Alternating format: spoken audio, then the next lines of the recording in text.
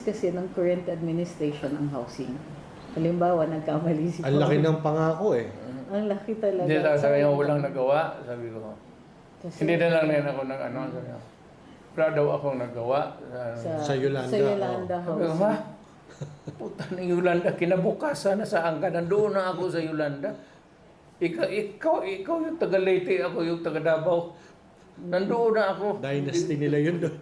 Nagpapasalamat pa rin nga pala yung mga tao sa Leyte para sa ipinakita ninyo. Nagkamali siya doon. Nagkamali talaga siya. Nagkamali siya doon. Tawagin mo yung cabinet, tapos tanungin mo, meron ba tayong lupa?